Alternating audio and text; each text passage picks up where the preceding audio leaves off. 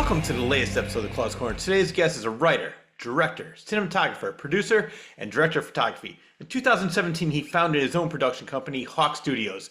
They are a full video production company offering services for shorts, features, documentaries, and corporate.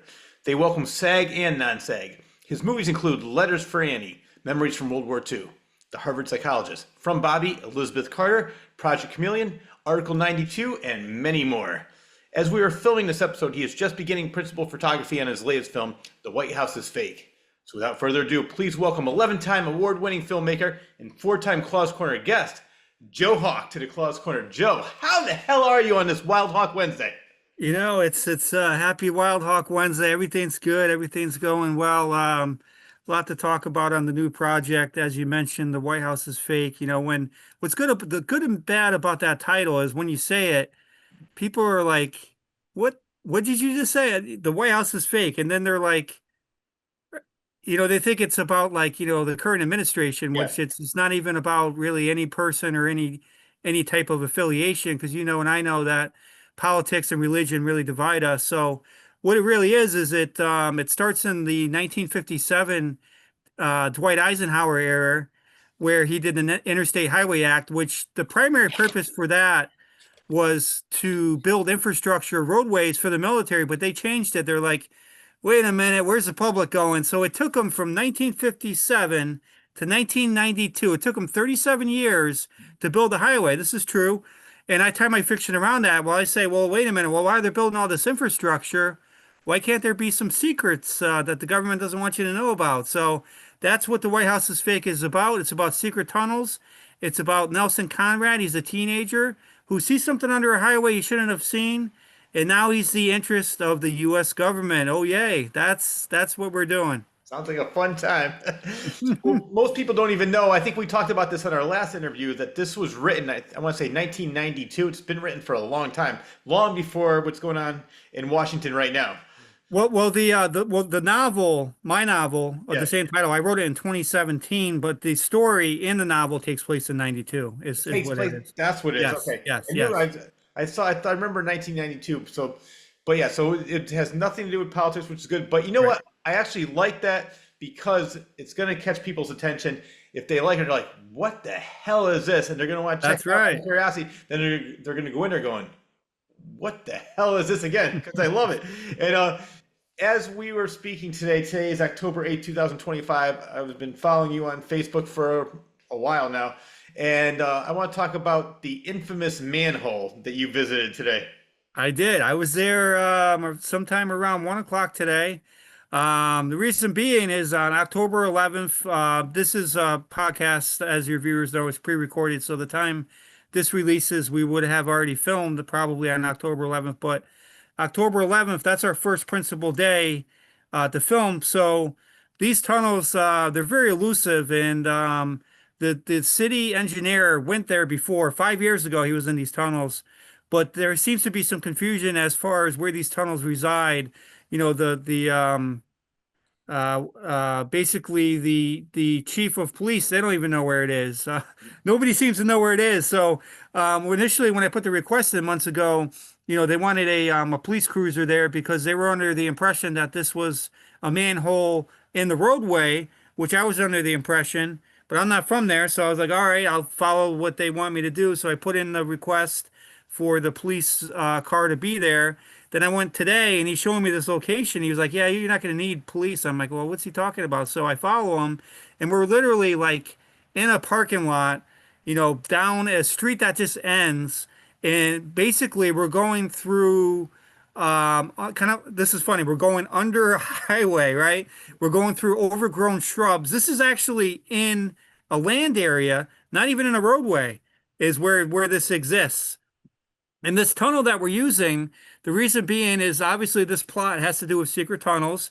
What's interesting about it, I saw pictures from when he went down there, that's the city engineer 5 years ago. The aesthetics to the eyes, it has that old Mason look with the big bricks. These tunnels are from the 1850s. We're talking Civil War days. These tunnels were used in the 1850s to bring ammunition back and forth between Ansonia, Shelton, Connecticut, and Derby.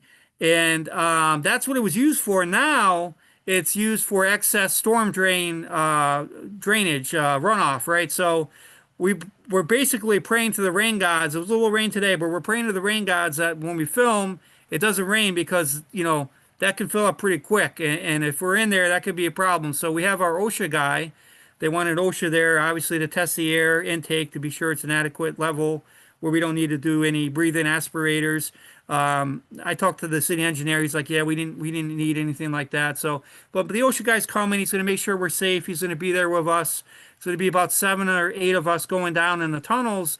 And this is a scene, a B-roll scene that basically is a continuation to our highway scene we're doing November 23rd in Old Weathersfield, where they come out of the highway, out of the secret tunnel. This is the before part. So there's conversation in the tunnels, that very eerie, ominous feeling to it. These dark tunnels, they're talking. And then when they exit, then we cut back to, we exit, there's a part where we're going to see him come out of this tunnel. And then when we going to cut back to the Weathersfield scene, we were there today. It's beautiful. It's going to be a little tricky. Number one, it's about a 4-minute walk, and we have to do a lot of jumping and just going down different areas. And then, but when we get down the ladder, this is the tricky part. Obviously, there's all equipment, and now there's people in military officer uniforms, right? We don't want to dirty them, but the problem is once we get down the ladder, there's like 7 steps. We have to literally hands and knees crawl in this little tunnel that leads to the big tunnel system. So I got these, rain ponchos. I got these, boot protectors. So now I'm debating whether I'm going to have them wear it already, or we're literally going to all just change in the tunnel system and have them in a backpack because it might be cleaner that way. Yeah. So I won't know until I get down there, but that's where I'm at with it. So it's going to be a very interesting shoot. How many people say they can go into a tunnel system from the 1850s to film a political thriller like I can? And that's why I love doing what I'm doing here. This is going to be excellent. And you do it very well. I love that because most people would think, oh, they just take their camera and they start filming. There's everything you just mentioned, police Yeah. escorts, OSHA, all these Yep. different things. You have to get obviously permits, permission. Yeah, and not only that, insurance policy has to be on key with general liability, Yeah. umbrella insurance, all of that. So, and then of course it's got to be approved by the mayor, which it has. So there's a lot of red tape, but Yeah. that's why in pre-production, we go after these areas many months before. And while I was in the town of Ansonia, I dropped by the mayor's office. I'm like, "Is the mayor in?" He's like, "Is he expecting you?" I'm like, "No, tell him Joe Hawk is here." He's like, "All right, Joe Hawk, come on in." So I met the mayor for the first time today too. I mean, we've been corresponding in email, but like face to face, I met him. He's a great guy. He's really for this, and he's really happy we're doing it. So we're great that our principal location, like many of the locations, is going to be in Connecticut, and this very first one will be in Connecticut, and then many after that will also be in Connecticut. So we're moving. Yeah, I love that. And has he been a mayor for a while? The reason I asked because probably about 2015, 2016, I hosted Rock the Valley in Ansonia at Nolan Field. And the mayor came Ah. out, I introduced him, and then I started moshing with him on the field. He had such a great sense of humor. Oh yeah, what's his name? David. He had like an Italian guy, like black Yes, hair. It's probably him. that's Yeah, I him. think he's up for re-election this year. I think he was Yeah. saying, but yeah, he's been a mayor. I think for a couple terms. I think. Did maybe not this mayor, but in the past, have you received a lot of pushback, especially in the beginning when you first started doing it? It's like, Hmm. who are you? What film company are you with? I don't know who you are. I'm not going to give you permission. Did you get a lot of that in the beginning? Well, not really. No, it's actually funny. Is I'll get to that question, but before I answer that, is the current mayor of Ansonia, who we were just talking about. My whole pitch was about to ask him about this. I called him. I said, "Hey, is the mayor in?" And they put me on the phone with him, and I said, "Hey, Mayor, I know about the secret tunnels under your city, under this street. Can we film there?" I just said it just like that, and he's like, "Yeah, yeah, yeah, yeah. Talk to the town lawyer." So that's another element. I'm going with the town lawyer. There's all these waiver forms we're filling out, Yeah. about just strict verbiage about death. We're not responding. You know how it is with Oh yeah. that, right? So we filled all that out, but. To your point, we were in Putnam, Connecticut is another location. The northeast corner is somewhat forgotten about in film. So they're very so ecstatic. When I went up there, I think on November 1, I was on WINY radio, local community radio. And Hmm. when I was up there, I told the director of development, "Hey, I'm going to be on this radio show. Do you want me to stop by the mayor's office? Because that's where she resides." And she's like, "Yeah, yeah, come by." And then the mayor of Putnam, his name's Barney. He was there. He met me, open arms. Hey, they took me out to lunch. He said, "Let's go to lunch. Let's talk to this guy, right? What can Wow. we do to make this a good experience?" So that was fun. So they were open, way open and opening their arms. And then on November 2nd, I'm going to be the day after the Putnam scene. We're going to be in the West Haven Police Department inside, and their mayor was there too, and they're all for this too, and they're excited. They're going to be there when we film. So there's just a lot of just no pushback really at all. I thought, somewhat the title might scare some people, Yeah. but that really hasn't happened. It actually happened one time. We were in I don't know if Wild Bill Petrano will join us later, but he could tell you a little bit about this. But we were at an event in Staten Island, and they were really pro-Trump, right? Remember when we had the unfortunate situation where he got shot in Yeah. the air? Remember where he was going, fight, fight, and so they had that photograph in there, and we were there doing some basically doing another event, but we were allowed to promote our event Yeah. at their event.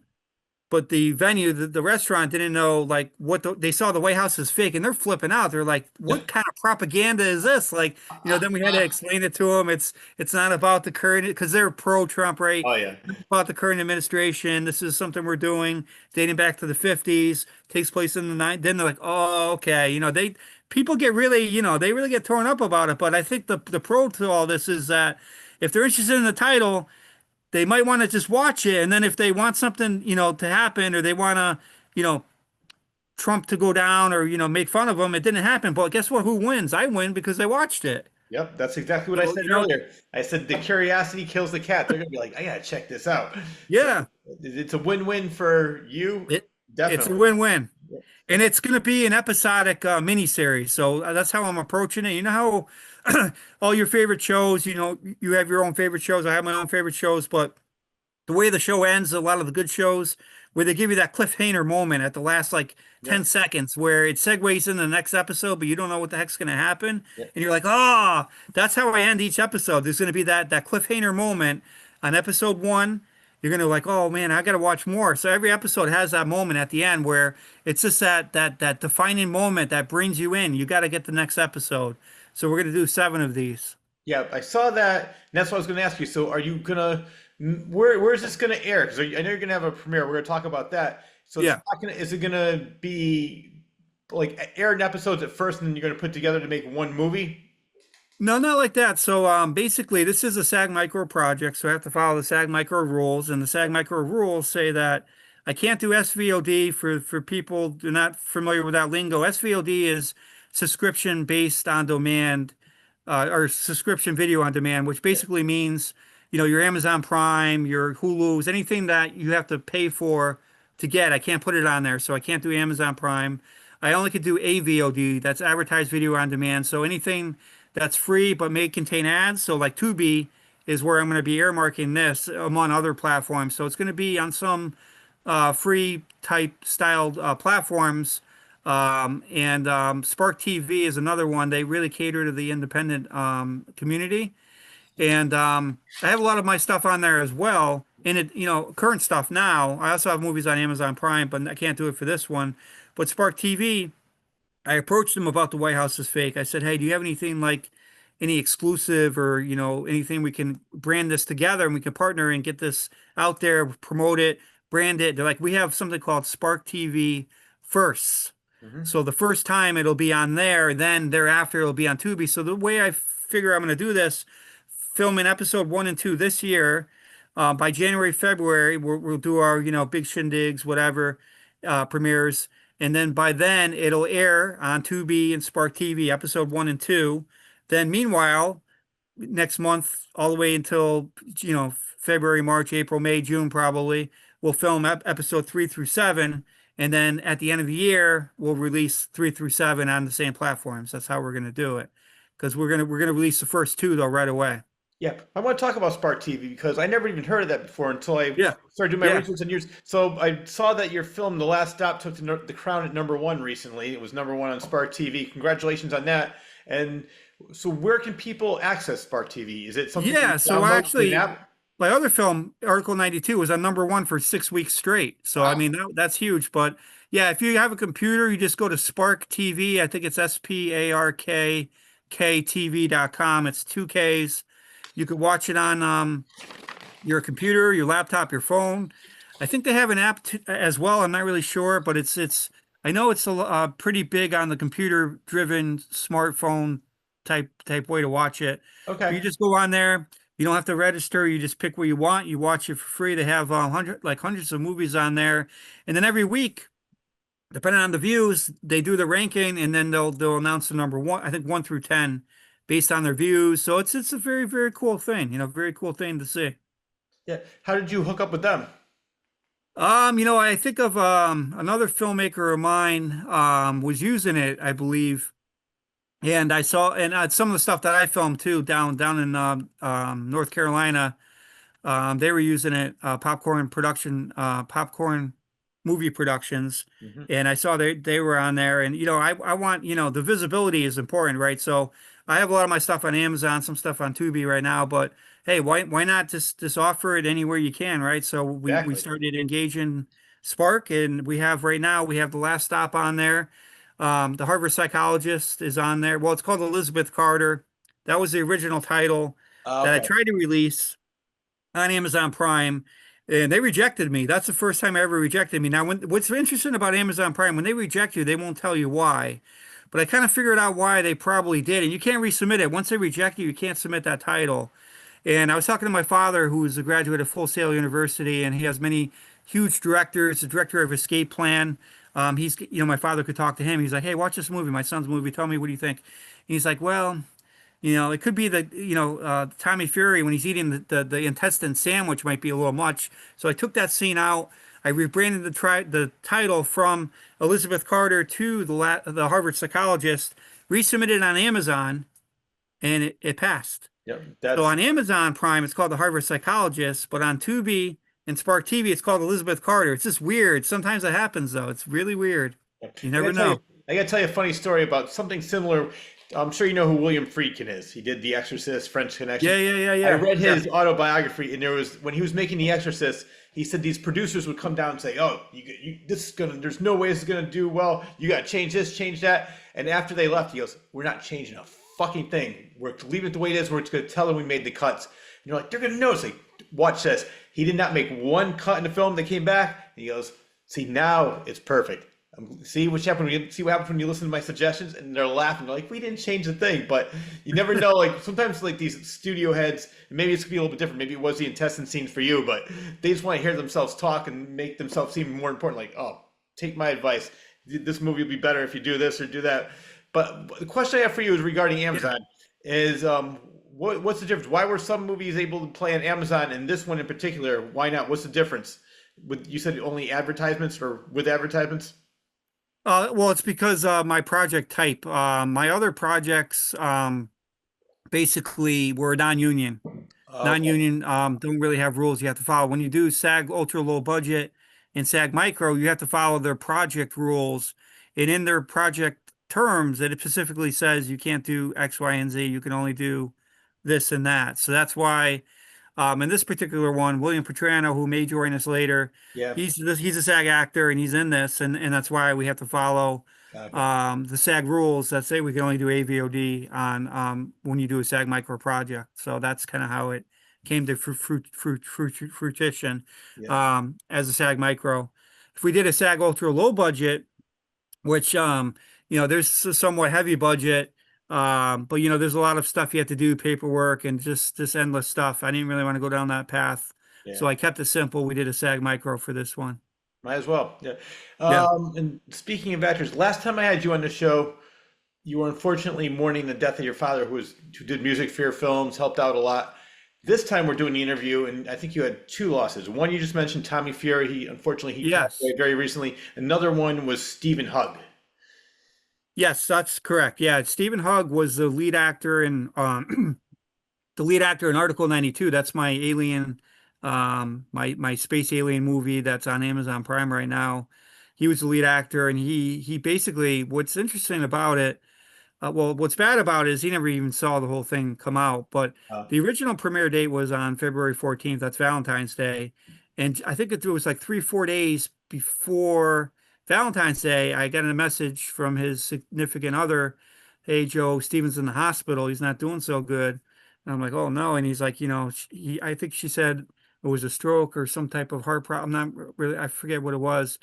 But I was like, you know what, maybe I should push off the premiere a little bit, that maybe he can rest and all that. So days went past, we got closer, um, to the event, and I was like, yeah, let's push it off. So I pushed it off, and then a few days later, on Valentine's Day, which was the original pair, a few days later, he had another complication. He passed away on the original premiere date, which was Valentine's Day. Uh, He was a radio broadcaster for the Boston Red Sox. He did a lot of things like that, but he was also on I believe Rhode Island radio. His nickname was Stevie Valentine, and he died on Valentine's Day. There's a little connection there, so yeah, you know, that's a shame. Sorry for your yeah, loss of both of them.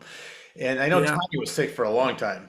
yeah. He was. He really was. He was being a trooper about it, and it's a battle that's got him, but he stayed with it, I think, for man, it must have been 2, 3 years, something like that. I think they told him, especially when you get stage four, usually you get, 4 to 6 months. It's really quick, right? Or even less, but he hung on, Yeah. so Um, definitely be missed. I went to his funeral. It was I went to both of their funerals to pay the respects, and very laid out, very beautiful, and to some of the stories I heard, it was really great to see. When we did the premieres for Article 92 for Stephen Hugg, we had four premieres we did. And in those four premieres, we had Rod Norwood, who was one of the actors. He kind of did a tribute song for them because Stephen's also musically inclined. He would do a lot of guitar. In the end credits of Article 92, there's a song called Radioactive Blues. That's him singing, Stephen Hugg. He did that song. oh, So, like, we should pay him a tribute musically. And it was just a beautiful thing. yeah. Um, and then Rod Norwood, who was in Article 92, was supposed to be in the manhole scene. He's supposed to play the fake U.S. president. I don't know what's going on, man. When people get old, things happen. But I Yeah. think I don't know. Maybe last week I got a message from Rod. He's saying, "Hey, I'm not doing good. I went in. The doctor says I have a heart problem." Next thing you know, a few days later, he had a quadruple bypass. Oh my Rod, he had God. a yeah, crazy, right? So he's resting. So I said, Rod, rest. I'll get you a smaller role for these other episodes. So I had to replace him, but he was supposed to be with me on Saturday. But you never know what's going to happen. You never know. Yep. You can get some publicity out of this by saying, "Is Hawk Studios cursed?" You're right. You're right. It very well could be. I could be haunted. You never know. You never know. Oh man. So we mentioned you're filming, was it West Haven partly, Putnam's another part, then Mhm. where are some of the other, because I know last movie, I Yeah. think it was the last movie, Article 92, you went international. You were all over the place. Yeah. I went to the United Kingdom. I mean, how many films on the independent level can say they're an international indie film? That's really hard to do. So we did that in my last film, and we flipped a car on its roof in Article 92. We are closing a road on November 1 in Putnam. Not to flip a car. I wish I could, but as I mentioned before, the story takes place in 92, so I can't have modern cars in the background when I film. So, Yeah.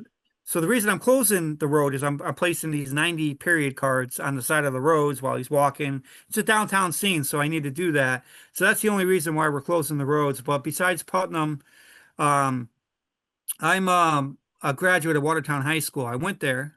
I saw, beautiful. It changed so much. But I met the principal. I kind of told him, "Hey, I'm a former student. Hey, can I film here for what I'm doing here?" And they're like, "Well, let me run it up the ladder." Superintendent got involved. They approved it. So I'm at my own stomping grounds at my old high school. We're filming a scene at Watertown High because the teenager is the lead in this. So there's some school scenes, right? So that's one of the stops we're doing on November 22nd. November 23rd, I mentioned Old Weathersfield. We're going to be in Norwalk, Connecticut. We're going to be at the Farmington, Connecticut Library at the Barney Library. Okay. Very beautiful library on the 16th of November. Where else we're gonna be? November. Oh, Talent on the October 25th at the Old County Jailhouse or the Old County Courtroom. They do have an Old County Jail, which we filmed before, but we're gonna be filming in the Old County Courthouse. And then in Putnam, we're gonna be actually filming inside the Bradley Playhouse, which is a theater, but they have a projection screen. Yep. And one of the scenes I'm doing, how cool is this? On October 25th, the scene that I'm filming there at the old county courthouse, that scene, framing out and filming, we're going to be showing in the Bradley Playhouse while we film another scene, right? How cool is that? So I'm filming actors watching a scene that I've already filmed, and I'm doing that, right? So it's basically A Few Good Men is one of Nelson Conrad's favorite movies. Hmm. Now, for copyright purposes, I cannot show A Few Good Men, obviously. Yeah. So I'm changing up a few dynamics of the scenes. So we're reenacting the courtroom scene for the Code Red, Jack Nicholson and Tom Cruise. But I'm changing the lines. I'm changing the scene dynamics a little bit. But that's what I'm recording. That's what he's watching. So he's going to the theater to see this movie. And the scene that I'm doing in the courthouse is that dramatic Code Red scene, but I'm changing up a few things for copyright. So when he goes to Putnam and he goes to watch this film, that's the film that he sees. It's the scene that I'm filming on October 25th. So we're doing stuff like that. And then he sees this poster on the wall. It's got a giant eyeball on it. It's got a man on a tight wire rope, and there's crocodiles, alligators in the lake, and he's just walking across it. Beautiful island, clear water, and there's only a date and a location on the poster. So Nelson's like, so this kid always has a journal. He documents everything. Nelson Conrad, the main lead. So while we're filming that, that's one of the props we're going to have. So he goes to this address and he finds out that this company, this new startup company is offering a chance to go anywhere in the world without leaving your living room. And this is huge for 1992. So he's like, oh yeah, this is exciting. But there's something going on with that I'm not going to get into. But that's kind of where we're doing the locations all over Connecticut. Like I said, we're Putnam, Old Weathersfield, Towland, Watertown, West Haven, Norwalk, all over the place. It's gonna be fun. It's gonna be Yeah. fun. Well, the good news is that you seem to be making the press as well. I saw an article in the paper saying Yeah. they had to close down Route 44 in Putnam due to filmmakers making a movie. Yep, That's me. you're that filmmaker. Yep. Yeah. So yeah, they did a news article. That press release is going to be issued to the public 10 days prior to the shoot, which should be coming up I don't know, probably in a week or two.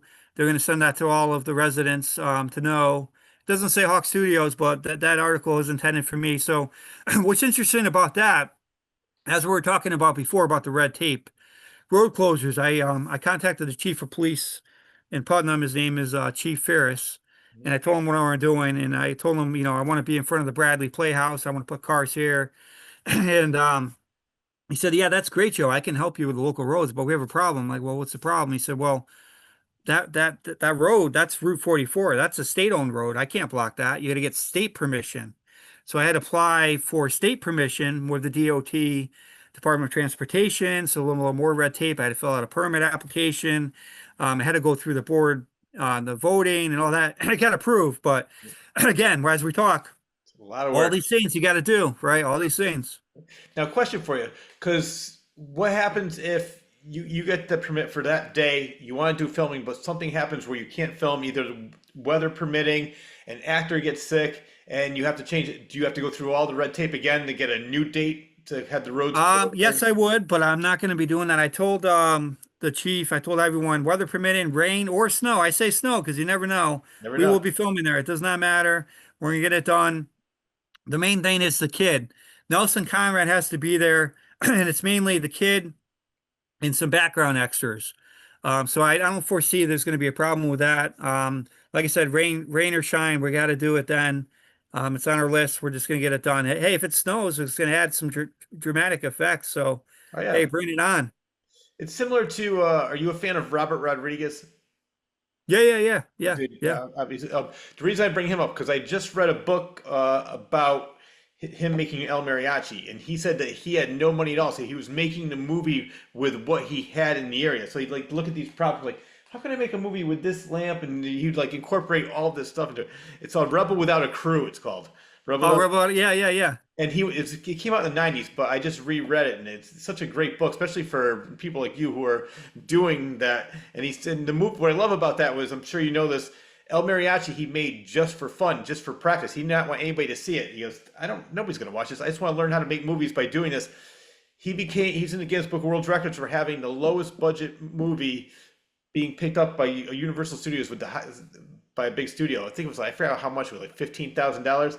So It's just you never know, and you have that same mentality. Yeah. That's what reminded me of that story because you're like, fuck it, I don't care what happens. We'll have to change things around, Yeah. make it work, and it's gonna maybe it'll make it Yep. better. So, Exactly. um, Exactly. Yeah. Because one of the things in the paperwork on the permit, I don't know if you know this term. Maybe you do. You don't. We know when filmmakers say wet down, what a wet down means. no, I'm not sure what that is. So when they say wet down, because he wanted to be sure, and I was very sneaky of how my response was about the wet down. So what a wet down is basically you're adding water to the pavement to make it more cinematic, Okay. basically. They said I can't do that. I said, hey, that's fine, but hey, weather permitting, we're going to be there. So if it rains or snows, I'm still filming, is what I told them. And they're like, yeah, that's fine. It's just funny how, you just mentioned those things and they're okay with it, right? As long as it's wet by nature, not by you. It's not man-made. That's right. That's right. Yeah. I love it. So the big question is I know it costs a lot to make a movie. Where's the funding coming from? Yeah, so that's a good question. So, um, this particular one, like I said, is episodic, and we have to follow the SAG Micro rules. So it's very challenging. Is in the contract of SAG when you sign up with the project, each episode is gapped only at 10K. So we got to be under that each episode. So 70K limit per everything, but we got to be under 10K each episode. So it's going to be very challenging. Some of these, venues are paid. We're bringing in, different things. But we have my producers involved, which helps. William Petrano, he's not only my actor who plays Mr. James Hutchison, who's basically a very, very evil man. He comes off as a city engineer, but he's really someone else. I'm not going to say what that is, but he's my executive producer as well. Okay. And this project is Hawk Studios in association with Westerly Productions, and that's William Petrano's production company. So we're kind of in cahoots with this one. And then we have with that, we have a few associate producers on board with this as well. So you never know. We might pick up a few more before we start filming, but that's where we are right now. Is we got myself, William Petrano, Hawk Studios, Westerly Production, and then we got a few associate producers to kind of help with all of that. Yeah, and I saw on one of your posts that you're looking for producers. So what exactly is the job description? It's basically as it sounds. People to come in, and you gotta understand that when we do a thing like this is on AVOD, so there's really not any ROI on this, right? So it really wouldn't be someone who's looking for ROI because we probably couldn't do any ROI, return on investment. It would just be like, all right, for this amount, you're going to get your name in the IMDb credits. You're going to get acknowledgement in the beginning credits, right? You can come to set, you can cheer us on. It's more of a visibility requirement. So no, there's really no pre-qualifications. Heck, a mailman could be a producer if they wanted to. Anybody can really be a producer on the monetary end. And that's really what we're looking for. And it always doesn't have to be monetary either. It could be like, hey, I got this great location, you could use it, then we'll bring you in as an associate producer that way. So there's other avenues you can go by doing that, right? And we're also looking, hey, if you know anybody watching this right now, the character staple of James Hutchison is he likes cashew nuts. That's his character staple. If there's any cashew companies watching that want to sponsor, we will use your cashew nuts in the film for Mr. James Hutchison when he's eating them all the time, and we'll pass them around in the theater. Hey, so product sponsors, that's another thing that we welcome. So there's all these things that can be um, businesses, it can be people, it could be all of those things. So all of that helps. Yep. Well, people have to go back to the year 1982 when M&M's turned down Spielberg and Reese's Pieces came in, and look what happened with Reese's Pieces. So Yeah, if yeah. they're listening, the pistachios. Cashew nuts. Get Oh, your sorry, cashew cashew nuts. nuts. Cashew nuts. Sorry Cashew about that. nuts. Yeah, Yeah. cashew nuts. Who is Patricia? I might pronounce her name incorrectly. Grenier. Yeah, so that was a I believe that's a person that just wanted to help out and offer a kind of an individual contribution. She's just an individual like you and me. I believe she's coming to the Putnam scene. Once I did that radio interview on WINY, I mean, it was just amazing. We had so many live calls come in, people offering things, extras, background people. all those things. So I believe she's one of those folks coming. I don't have my list in front of me, but that's, I believe, how she got connected with us. And she said, "Hey, I'll come in and offer my services as a background, but here's a little something to help with the production." So, like I said, anybody can do that. To get your name in the end credits, special thanks, or associate producer. For those who don't know, imdb.com, that's the Internet Movie Database. Search The White House is Fake. In there, you'll see all of the producers. Your name will go there as well. Yeah, it's a big deal. It's really a big deal. People love this. The visibility of going to a theater, not just a theater, but watching on Tubi, and you're, well, that's my name. Yeah. It's on the big screen. I mean, people go crazy over that. That's high visibility. So that's what we're offering. We can't offer ROI because this is going on a free advertised video on demand. So there's really nothing, it's going to be going beyond that. So this is more of a visibility kind of partnership that we're looking for. It's funny. It reminds me of 19-year-old Sam Raimi and 19-year-old Bruce Campbell going door to door trying to get funding for Evil Dead, saying, "If you give us money, you'll see your name on Yeah, the screen. Come on." that's right. That's right. That's how.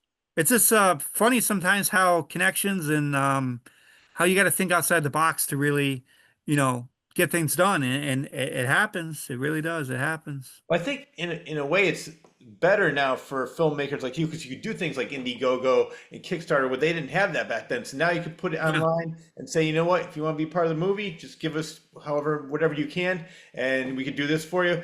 So far, when did it start, and where are you at right now, and what is the goal? Yeah, so I mean the goal, the original goal was we were kind of like looking for episode 1 and 2. That's what we're filming this year. Yeah, So we received actually a good chunk of change. I think we're at something like let's see, maybe 5, 6 grand, something like that. It's a good that's chunk of good. change. Yeah. But a lot of that's we've probably spent a lot of it already. Props, uniforms, rental vehicles, all those things add up as far as the production costs on those things. Especially, you should see my prop list. Ordering military items, ordering flashlights as props, military stuff. All of that just really adds up. So the push is still on, and I think this title was really appealing to people. And we're really excited to get started filming on October 11th. So by the time people are watching this, we I don't know when it's going to come out, but October 18th, that's the actual the redhead step the redhead stepchild day, because we're not in Connecticut. I forgot to mention this. On October 18th, we're actually going to Pennsylvania, Ah, another scene, because the story actually takes place in Alexandria, Virginia, for The White House is Fake. We're using a lot of Connecticut for that, but there's a scene where Nelson Conrad kind of gets questioned by the U.S. government, but he's dumped into a field, and we're in country land in Pennsylvania. So this area in Pennsylvania is going to be great. A huge open field. We're going to be filming that scene. There's a perfect roadway. We're going to be doing another scene on it. So that's why we're going up there. Plus, you know how I like locations, right? Realism, finding the right location. So on the 18th, of October, we're going to be over there in Pennsylvania. yeah. Well, I did want to talk about your attention to detail and the authenticity because I saw some of your posts, and just we're talking about the props, just the badges alone, like what you put into that. I Hmm. guess the other thing I liked is I saw a video of it was the light nebulizer. What is that? Yeah. So, you ever see the movie Men in Black? Oh yeah, That's what they call a light nebulizer. In that film, they wipe his mind with it, but they're like, "Hey, look at this!" Right? You hear the tsh, right? Kind of like the same concept that I'm doing. So mhm, I found this older style. I think it's a Polish military grade flashlight that has red and green filters, and you can kind of do stuff, strobes and stuff with the lights. So that's my version of a light nebulizer to erase someone's mind. So we're going to add special effects as well into it. But that's what the U.S. government, well, that's what the NSA uses yeah. to take care of problems such as Nelson Conrad. So that's one of the props that we found. And then I got it. I'm like, I open it up, looking at it, I'm like, what the hell kind of battery does this take? So I'm Googling it. It takes this battery that I've never seen before. I had to get it on Amazon. It's like I don't even know what the heck it was called, but it was like a $25 battery. It was like a big, huge thing. So I Oh, got that. It was working. I'm like, oh yeah, this is great. Then with the police badges, we have our production paperwork in order. So we order from the same company that the police departments have approval to order. They mainly use Smith and Warren. So we're actually ordering custom made badges that take 3 to 5 weeks to make. So I've already got three of them already. Spent hundreds of dollars on these badges. One is the chief of police for Alexandria to Virginia. And then I have two more. Actually, I got one yesterday, the final one, are the two animal control badges, because let's just say that the U.S. government, they pretend to be people, let's just Uh, say. let's just say So, that. Leave it right, there. so that's the badges that I use, Yeah. and they're the real deal. They're metal, they're custom made, and it's really important to have that authenticity, because you see a lot of movies where even on the independent level, which is fine. I'm not knocking them. I'm just saying that I'm really about the attention to detail. But in those films, you see they'll have like a generic badge that just says officer on it, and that's it. Like, where are they from? And there's nothing, and they have no patches, nothing. I really about the realism. So I have my tailor. I got the Alexandria, Virginia sheriff badges. I bring in him. He sews them on all for me and everything. And then I get the real badges, and then just like the animal control, I got the patches for those for the jackets too. So it's all about setting the mood with the props. And then after you do that, of course, you got the dialogue. And then after that, of course, you have the music to tie everything together. So it's just a beautiful thing, doing all of this. Yeah, no, people, I don't even think they realize like just those little details mean so much because people do notice it. Like you just said, I watch a movie like Officer, like okay, it doesn't maybe detract from the movie itself, but you Mm, just look at it like they really didn't put a lot of effort into it. That's the impression I get. Maybe they did, and yeah, it's just like maybe didn't have money, but that's one of the things that I love about your films is like everything is so detailed the continuity is always there. It's just everything's yeah. spot on. I want to talk, well, actually, before we talk about the festival, I want to talk about, because you mentioned all the different places you're filming. Who is the location scout? Is that you? Yeah, I'm basically the primary location scouting is me. If I get into a problem, I have two different resources. I have William Gannon. He's from Wallingford, Connecticut. If he's got a lot of Wallingford, Connecticut resources. We haven't yet to gone there for this one. In my previous experiences, I've leveraged him, but this one, it's probably about 98% me finding these locations. And this particular one, I don't know if you heard of the group called Connecticut Film Initiative. They're a big group in Connecticut Mhm. who cater to pushing the tax incentive, to where it should be, right? Yeah. Put in the government, put in the governor on his toes to say, hey, Connecticut's beautiful. Let's show support here. But with them, my friend Ed Cohen, he's on the board of directors. He knows a lot of places, so for this, oh, actually, I forgot a location, which brings into this. But I said, hey, Ed, I need a pharmacy, not like a CVS. There's too much red tape. You have to, go corporate, Yeah. probably wait 4 weeks. I don't want to do that. Something like a local family-owned pharmacy. He's like, I know just the place. So I got the place in North Haven. So November 29th, we're going to be in North Haven at the North, I think it's called the North Haven Pharmacy. I think that's the name, but it's like, family owned, right? And he helped me get that one. He also had ties into the mayor of West Haven and the police department. So he helped me with those locations, but everything else is me. Did they close that for you that day so you can film, or are they still going to be filling prescriptions? Well, yeah, yeah. So the pharmacy, you mean, right? Yeah, So yeah, the pharmacy. Yeah. pharmacy, we're filming on a day they're closed, so it Okay. works out. I think it's on a Sunday, they're not open. So, or actually, no, we're filming. They are open, but we're filming after hours. So I think they close at 3. We're filming from like 4 to 9 or something like Okay. that. Yeah, I love how everybody's so supportive. It seems like everybody you talk to is like, yeah, yeah, come on, welcoming you with open arms, like the mayor, yeah. pharmacy owners, business owners. I love it. I want to talk about the Cosmic Holler Film Festival. What is that? Yeah, well, that's not related to this. That was something for Article 92. Okay. Yeah, my prior one. So we're still winning many film festivals for that. I think we won 3, 4 times. So with film festivals from prior projects, like Article 92, I think was released sometime like I think it was June, maybe June or July. But when you have different film festivals around the world and around the states, their deadlines vary. So like I could submit one that might be ending in like next week, but the other one might not be for like 3, 4 months or even next year. So that's still Article 92 is still in the festival circuit. And these festivals are finally coming back because they're closing, they're getting ready for their events. So I'm hearing from different people at various times. So like I heard from a couple last week, but then by this time next year, it's in for like five more, but I got to wait till 2026. So Okay. you never know. This all depends the timing of when you submit it versus their end time. So that's what I'm waiting. Same thing with White House is Fake. When these come out, we're going to hit the film festivals pretty hard as well because we want it to, go in there and do very, very well. So yeah, I'm really pumped. Can't wait for the October. We got the shoot dates ready all November. Like literally, we're filming every weekend in November. It's like Saturday, Sunday, Saturday, Sunday, Saturday, Sunday, Saturday, Sunday. Filming basically all throughout the month, and then there's like 2 days in December that we're filming somewhere in Connecticut. I'm still working on those last two locations, and then we're done with episodes one and two. So it's going to be October, November, December, and then we're done with episode one and two. Now, is filmmaking a full-time job for you?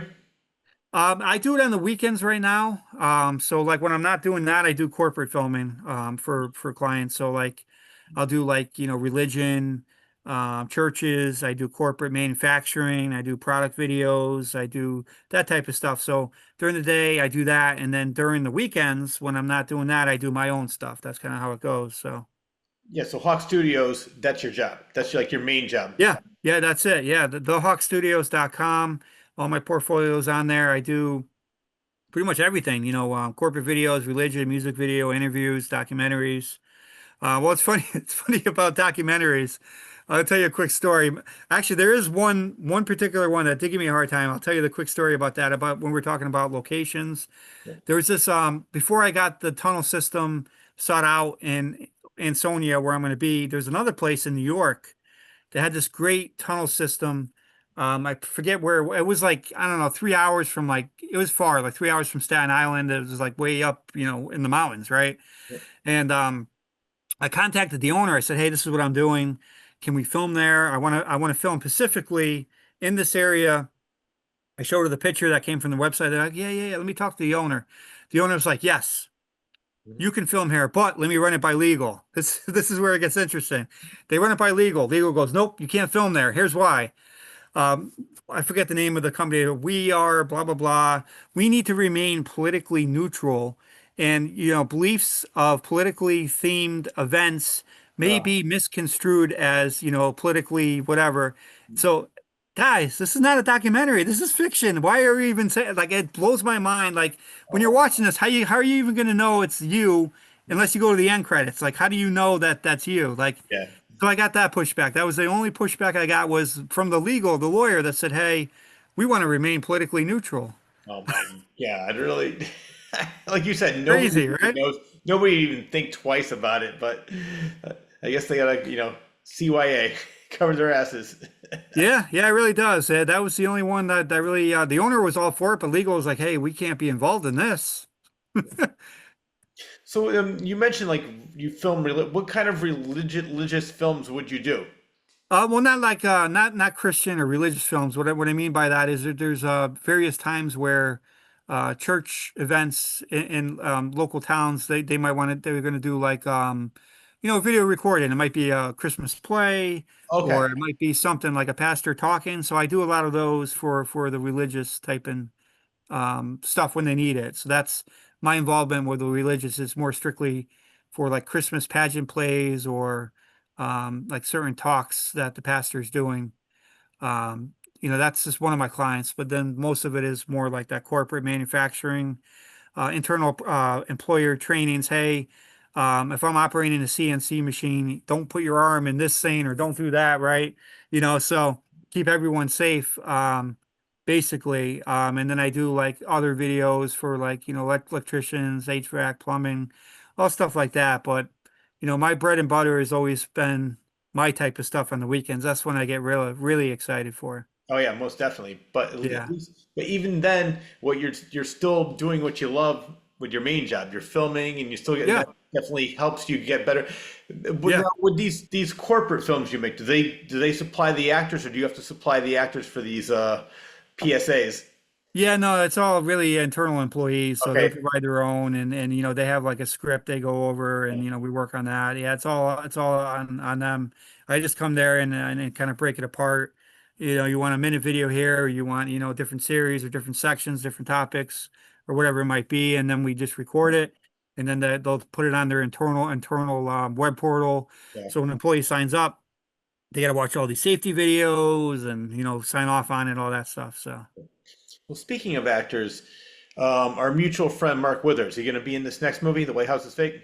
He will be with me on the manhole scene, October 11th. He will be there. Yes, he plays United States Air Force Major Stewart. So he's got a blue U.S. Air Force uniform that he'll be wearing. Again, I got to figure it out because, like, when I get there, me and the OSHA guy go down. If it's like dirty and muddy, we might just be in the rain ponchos, and we might all just change in the big tunnel to preserve the clothing because you never know when you're crawling in and it's like a small, I think it's like maybe 6 to 8 feet.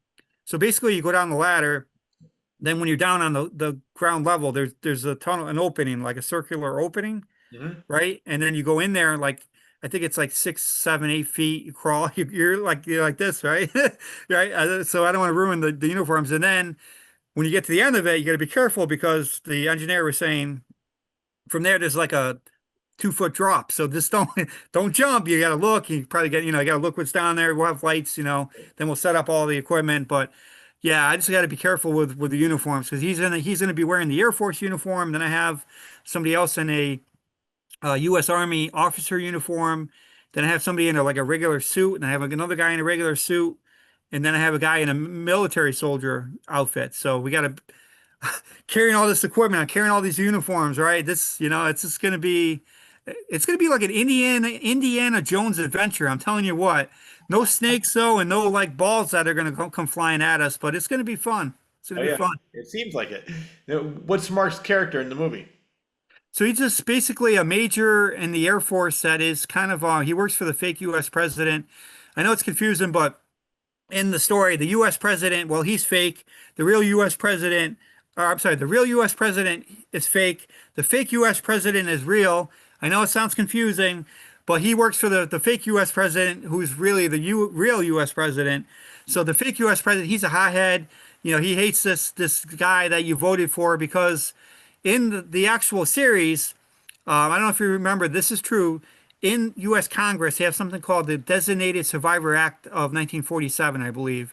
Mhm. That says if there's a nuclear attack or some type of catastrophic event, you follow the chain of command. So if everyone is killed, including the vice president, senators, whoever is surviving last in the chain of command gets to be the designated survivor. Well, in my film, the Presidential Protection Act, which I made up, supersedes that act of 1947. And that's what Nelson Conrad finds out what is. Basically, you as people, you vote on the U.S. president. He doesn't give the real orders. He's just an actor. He's a puppet. That's what I'm showing here.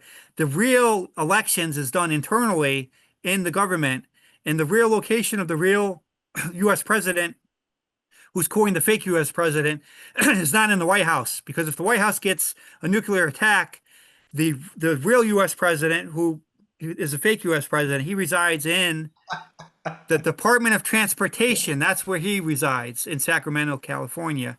Uses these tunnels to go from places. They have an internal rail car system that goes 200 miles per hour through all these tunnels. I have to see this movie. Ironically, these rail cars are real because in the U.S. Congress building, they have their own internal rail car system. So I'm not making this up.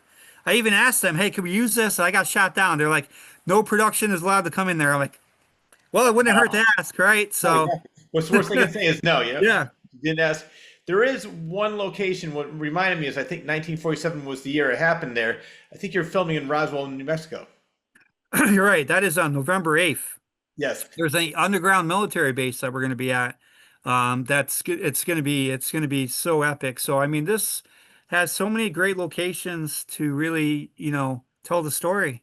And like you and I talked about before, telling the story involves great characters, great acting, great props, great authenticity, attention to detail, great music, and I think we have all these elements going for us. Oh, yeah, most definitely. So now, with each movie, do you get more elaborate with the equipment? It's not like maybe when you first started years ago, maybe you're using like one camera. What kind of equipment do you use now to film the movie? Yeah, that's a good question. So when I first started out in 2017, I was using like a professional camcorder series of like a Panasonic, Mhm. still high end, but what I was doing there was more like high end news type, which Yep. is still good, but it could be better, right? Then from there, after that, I evolved to Blackmagic 4K, which I've been doing since 2020. So Article 92 was done in Blackmagic 4K, which is very professional and it's still very, very good. So I'm very happy with that camera type. However, for this new project and moving forward, we are now in possession of two red digital cameras. So we're using red to film this film. And for those in the industry who know red or Airy, these are the top of the line products. So we're going to be filming with red digital for this one. How many cameras do you usually use to film? Usually two. So right now I have two Blackmagic, and then I just got two red digital cameras right now. So those are the ones that we'll be using for the entire film for the White House's fate. Right. Now, I want your opinion on this because I want to find out what kind of director you are. I interviewed somebody that worked with Clint Eastwood, and he Hmm. said that Clint Eastwood's a one-take guy. He goes, he wants to make it look genuine. He wants to make it, he doesn't want to look too rehearsed. He goes, you should know your lines. Let's film it. Let's get out. But then you have on the other end of the spectrum, Stanley Kubrick, who would do 100 takes with Jack Nicholson in The Shining. So where is Joe Hawk in that spectrum? I'm probably going to be in the middle, and I'll tell you why. I mean, I think this film in one take is very dangerous because if you're just a director and not DP, you don't know what the DP has. I mean, unless you have a director monitor and seeing it, but there might be times where as far as take one, it could be like he was saying, yeah, the line's got to be perfect, but if something's not right, with continuity is not there, or if they miss a line, or if they didn't deliver the line as good as they could be, or if for some reason the focus wasn't pulled correctly, and now what am I gonna do? Right? Exactly. So there's all that caution. So I normally do probably three, four takes at least for each scene. And the reason being is could all those elements could happen. Could have background distractions, an airplane, trains, you never know. It could have people not doing the right lines or they're improvising too much. Um, and the other thing to do is I like different angles, right? So I have my wide angle, then that's your establishing shot. You always get the wide, then you punch in, you get your punch-ins, and with your punch-ins, you get your inserts, right? So if there's a scene where he's got his journal out. He's writing stuff down. So besides the dialogue, I want to get a insert shot of what he's writing in the journal. So there's that, and then there's the close-ups between the actors, not just your wide. So we got to do that. And then I like to do a lot of dirty shots. I call it dirty shots, meaning they're kind of like gritty shots. So like if I'm in like I don't know, let's say like a shed or something, right? Maybe there's bookshelves, equipment everywhere. I might be like in the corner of the shed, behind, and let's say the door is here, right? And I'm going to be way over here, and there's a bookcase in the middle, and I'm going to film through the bookcase where I can see some of that texture, right? I call it a dirty shot. I've done that through like fences before, where you can kind of see the outline of the fence. So I like to get at least a couple dirty shots too. So when I do my edits and my cuts, I can go from, I can go from my wide, I can go to my close-ups, I can go back to my dirty, then I can go into my inserts, right? He's writing in the journal. Or it could be just like a really, really extreme close-up, like facial expression. It could be any of those. That's why I always like to do multiple takes. Well, you mentioned actors improving. Do you encourage that? And have you ever had like a pushback from other actors, like I can't do act like this. I need to go buy the script, and when somebody tells me something that wasn't in the script, I don't know how to react to that. Has that ever happened? Yeah, it does. I mean, my response to them too is like, how, when you write something or I might write something, we might use different words, right, to Yeah. convey the same message. So I always say to them, these lines are very important, but if you need to say a few different words differently, as long as you get the point across, I'll tell you if I don't like it, just do it. So Yeah. I'm all about that. Um, October 11th is going to be all improv. It's not even scripted. So these guys are going to get free range. I'm going to tell them, hey, here's what's happening. We're going to do all improv in the manhole, all improv. And then there's another scene. I like to do that occasionally. On Article 92, I think we had three, maybe four improv shots. The rest was scripted. This is going to be probably about 95% scripted. There's an improv shot we're doing on October 11th. There's one more, I forget where the heck it is, but those are the only improv where I say, hey, free range, run with it, do with it. And you can get some fun takes that way. You really could. You can get some fun takes. Yeah, exactly. So even with the improv, you do about maybe three, four takes, or you just keep going, Oh, let it roll. always. Yeah, I mean it's tough because when you do the improv, you it's hard too because you kind of want them to say the same stuff, but Yeah. Yeah. oftentimes they can't or they forget what the hell they said.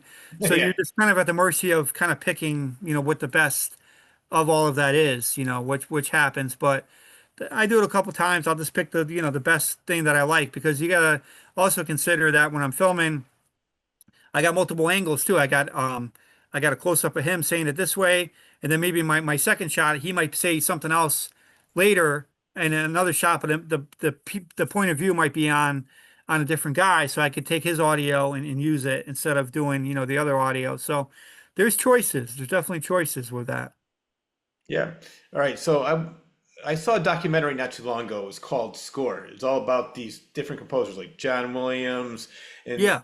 and Jerry Goldsmith. And I was so intrigued and impressed by these composers because we mentioned like music is a big part of the movie.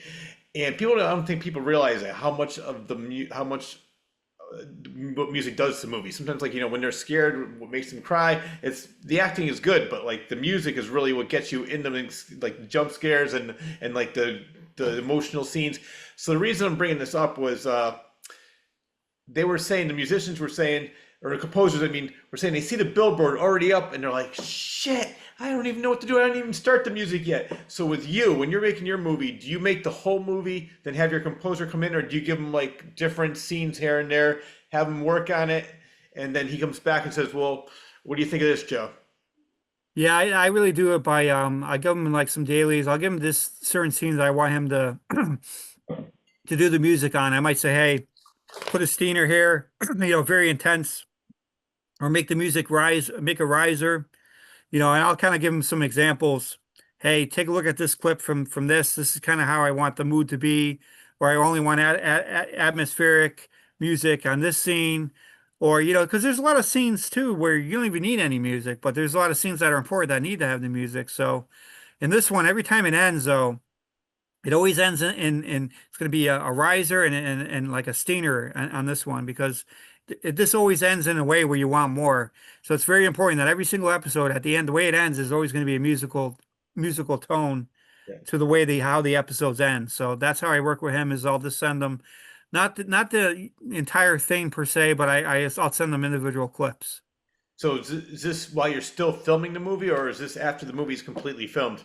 No, I mean probably for this one, like October is only three scenes. November is like the bread and butter. So I would probably say like by December, by mid-November, end of November, I'll start sending him, slowly start sending him some clips so they can look at it and I'll work with them as far as what kind of music I want. And who do you have as the composer for this film? Yeah, we have a few. We have Moreno Solino. He's an Italian composer from he's in California. Hmm? He's done this huge libraries, different films all over the place. Then I have and this is not uncommon to do in TV series, TV series generally they have different directors, different writers, different composers. Yeah. But then he's doing episode 1 and 2. When we get to episode 3 and 4, I'm having Benny, I think his name is Benjamin Brown, I'm pretty sure. Feel like it's like late where your mind isn't really working, but he's basically in he's kind of got I think he's from Scotland, but he resides in California. And he's done, the reason I want to do that is these different composers have different styles, right? So he's going to do episode 3 and 4. The other guy's going to do 1 and 2. And Benjamin Brown, he's actually done some cool work, and he's done work as an assistant. You know who Del Toro is, right? Oh yeah. He's actually worked on one of his films, one of his Netherland films. Benjamin Brown has musically. Wow. That's huge, right? So yeah, I definitely want him involved on doing that. So I can't wait to get these guys involved. And speaking of getting them involved, do you approach them or do they approach you and say, I know who you are, I want to work with you? How's Kind of a combination of both. I think one of these guys has been emailing me, I think maybe for like four years or something. oh my God. It's just the timing wasn't right. I've been doing other things or, getting other people involved. So I finally roped him in, got him involved, and that's kind of how that happened. Wow. So he saw your movie and said, I really want to work with you. Yep. Uh, Yep. I said, hey, I don't got anything now, but keep emailing me. So he kept emailing me. That's how it works sometimes. Now, for the composers for your movies, how do they have instruments or do they use sound effects? I'm just curious because what made me think of this was in that documentary Against Score. They were showing like different composers, and like one of them was on a roof and waiting for the wind, and he was like looking for just the right sound. And people like Trent Reznor definitely has a completely different kind of scoring than say John Williams does with an orchestra. Uh, Yeah. so, how does your composer work? Does he use his computer to make music? Yeah, I mean, I really wish I could have a composer. If we had a huge budget, we would Yeah. there's a few composers that I know that have access to the Prague Orchestra, which I've been to Prague before, and that's huge. Oh wow, But that's just way outside our budget. I can imagine. Yeah, but anyway, for these guys, no, they're more like since the Yeah. computer software, and some of them will do actual instruments too. So depending on what I want, they'll actually do some instruments for me as well. So it'll be a combination of both. Yep. See, I love that because sometimes, like people like Trent Reznor, that music fit well. What was that? The Facebook movie? I forgot what it's called, but anyway, he won an Oscar for it. But the Oh, music in there okay. was all synthesizer and his computer, and it worked perfectly for the movie. But then you have Yeah, like other movies. yeah. So yeah, so I love that stuff, and I love when they combine the mixture of it. So before we move on to the next subject, is there anything that I missed or that you want to discuss regarding the White House is fake? No, I mean, I think we've been talking for a while. We covered locations, we covered actors, we covered just soup to nuts, I think. I think we covered a whole lot. I mean, I think the only other thing I would say is that um for this particular miniseries, it is called a miniseries. Yeah, I keep forgetting Um about that. So this miniseries, it's not a movie, but Miniseries, yeah. 7 parts. That yeah, 7 parts. But when this what's good about this miniseries is when it does come out, I really want the public to think about this is when we start, this doesn't have to be now, but if there's anybody listening, watching, sometime in early 2026, Mhm. we plan to do a premiere in Connecticut, probably at a theater, and we do one in the New York area. But if there's any restaurant or any business or any bar or cigar bar that's listening that wants to partner up with us, we can do a small premiere at your establishment, put it on your built-in TVs. We can invite the public in, we buy some food. We can partner up with you. And, we do things like that a lot too. So if there's any businesses listening who are all for the White House is fake and obviously know it's not directed at a particular person or party, hey, come partner up with us, and join us. And you support us, we support you. You come in as a producer or offer your location, right? We can actually bring people to their location and we'll get some food. It's a win-win. It's a Yeah. mutual, I think, a mutual win for both of us. There's two places I can think of right now. One, which is somebody you worked with in the past, did this for his movies, Peter Anthony, and that's where I Oh met yeah, him. He did it for at the Strand Theater in Seymour. He showed his because he's a huge Friday the 13th fan. And he does Friday the 13th fan films. That's yep. where I met him, and I had him on the show. That would be a good place for it. Another place. I just did a 48-hour film fest. I was an actor in one of the movies, and Yeah, and which one? it was New Haven, so it was they showed it in Bridgeport. Cannot remember which. Oh, name Oh, of I know which one you're talking about. It's Bayou, it. Bayou, Bijou. Bayou. Yeah, Bijou. yeah, yeah. That's a Yeah, they do a great lot theater. there. I've never been there, but it looks like a beautiful place too. It is, and it was such a fun. It's like you said, just seeing yourself on the big screen, your name, and it was so Yeah. much fun being a part of it. I just did another one, a zombie film that's going to be coming up for Providence. So that Oh should. yeah. I cannot wait to see the finished version of that because it was like 10 hours of filming. It's only like the 48-hour film fest is only 7 minutes, so I don't know what they edited, but I was just like going over the top, and I just can't wait to see what they put in there. Was it like a comedy or like are you actually trying to eat people? It's trying to eat people. Oh, okay. It's more of like a horror. The genre was horror, so there was no Yeah. there was like some funny parts, funny elements to it, but it was my parts anyway were all horror. Yeah, that sounds fun. Those are always fun. Yeah, did you ever do any of those? It's been on my list for a while, but the problem with them is I love to do them. The problem is the time, and it seems like every time because there's different times. Like Rhode Island does them like a few weeks apart from like Connecticut. Yeah, In Boston does them a different week, but it seems like when everyone is doing something, I'm always doing something else. It's like I love to get involved. Like the whole idea of like going to this room, right? Because when you go to this room, you meet the people, you obviously you get a team, and then they actually give you a topic to do. You don't even know what the hell it's going to be, right? So it's a surprise. Then they say you have to incorporate a prop, like it could be a dog leash or yeah, it could be you have to incorporate this line. So it puts you on your toes because you got to write a script, and basically film like within, record amount of time, and yeah. then you're editing, you have to get it to them by the deadline, which I think is like midnight on one of the days, like Sunday by midnight or something. No, it So it's goes from very 7 p.m. challenging. Friday to 7 p.m. Sunday. So 48 That's hours it. exactly. Okay. Yep. Yep. So it's very challenging because I think you meet like on a Friday, then I think you film on a Saturday, and then you get it ready, and then you release it. And Yeah. because there's a lot of people I know that tried it and they just missed the deadline, whether it's editing or they couldn't get it done in time. Then there's a lot of people that do really well with it. It just really depends. But my goal, eventually, I'll do one. I'll eventually do one. Yeah. Well, I know. I mean, I've seen some of your movies, and I want to see the rest of them eventually. But everything I've seen is great. I knew you'd be great at that because Yeah, I it. could write something once I Yeah, know the hook. yeah, I'll write something in 2 seconds. It'll be done. yeah. So it could be anything. I'll write it in like 5 seconds. So not a problem. Yeah, now that's a huge talent because some people would, when they think too hard, they'll the brain freeze and they'll just like I can't think of anything. But when you're not thinking at all and just let it flow, that's everything. That's more like how I am. Like when I do comedy, when I do other things, it's like when I think overthink things, I just get the brain freeze when I'm just like fuck it, and also like like 10 pages of either a story or comedy and whatever I'm doing at the time. Yeah, you're right. You're right. Well, I want to talk. Speaking of, we talked about like where you're filming your movie or not filming your movie, where you're going to be airing your movie, and I want. How can businesses have their logo featured on the red carpet? It's another one. Yeah. So like again, a small partnership. You'll get your logo on the backdrop. Now, when we say backdrop in the business, we call that a step and repeat backdrop, which means logos are repeated on there for partnership. So when our photographer is basically taking photos on that backdrop, the actors will be basically behind the backdrop and you'll see your business logo.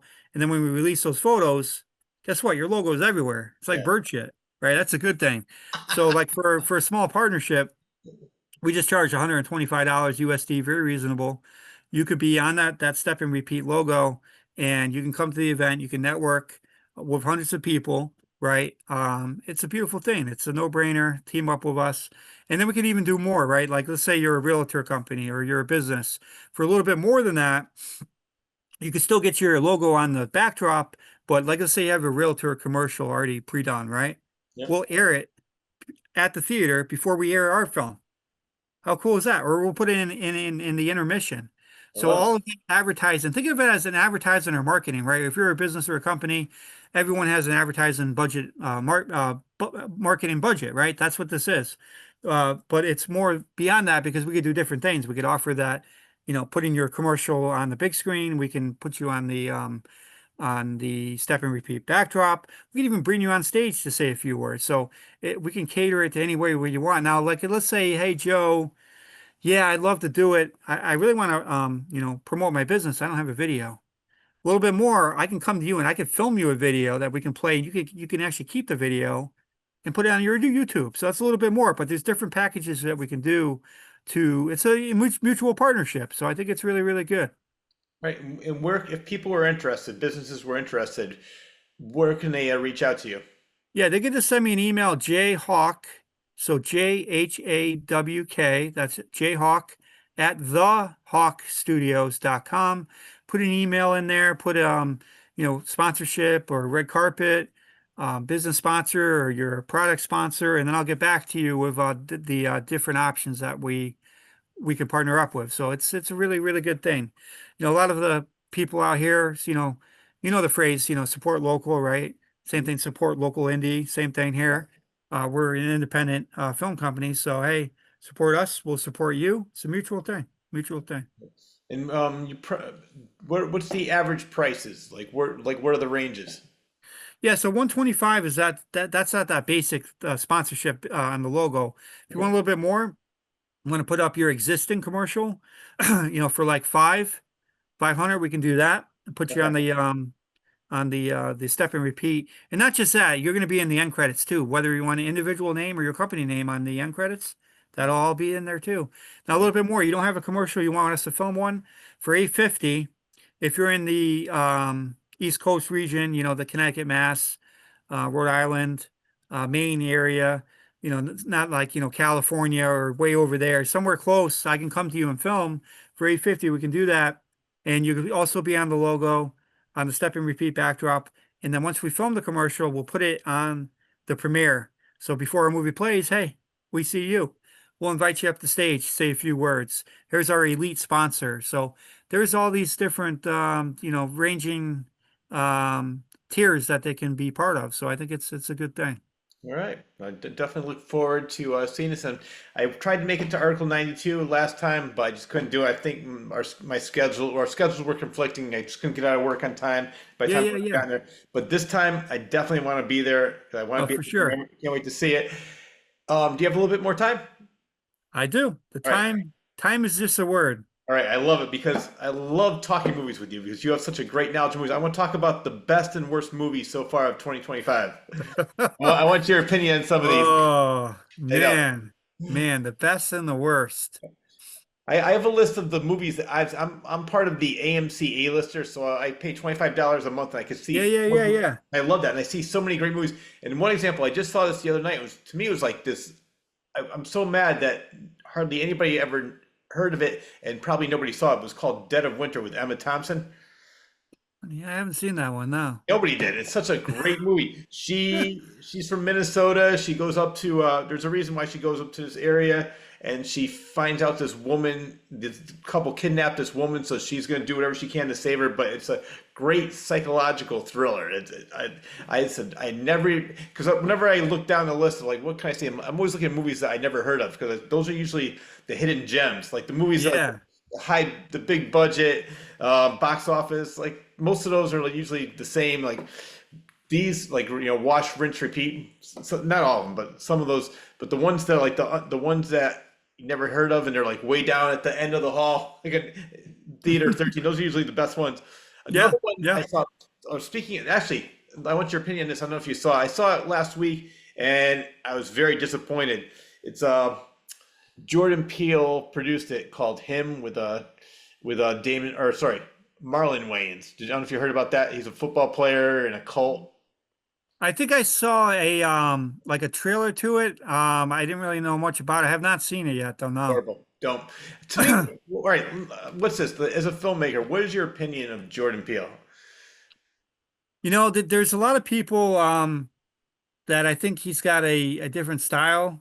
Um, that like him, and I can appreciate it. For me, he's the same one that did Nope, right? Yeah, Nope. He did Get Out. That was the big one. That was really to me the only one I really liked. He did them with like, or was it Us? Like them or Us? I can't remember. It was a doppelganger type thing. And Oh, okay. Yeah. I mean, well, for me, I watched Nope, but I watched, I don't know, maybe 20 minutes of it and I just lost interest. That yeah, I don't know. It wasn't no, for me.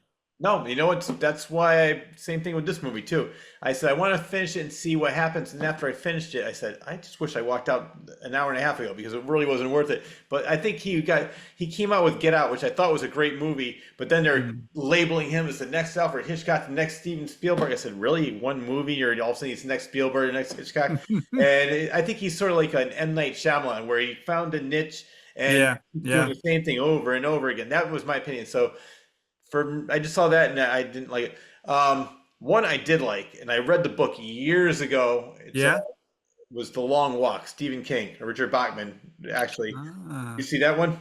no, no.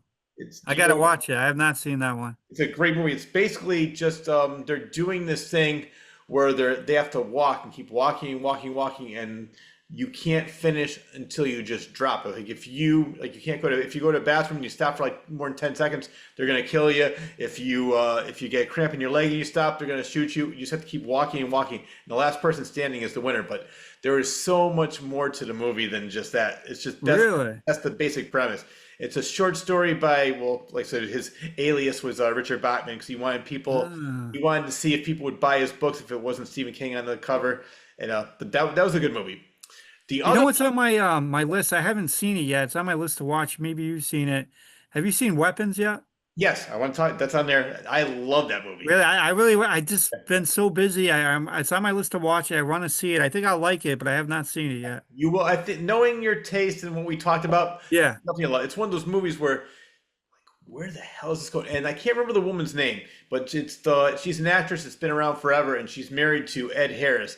She does such a great job in this character. She is completely, Really?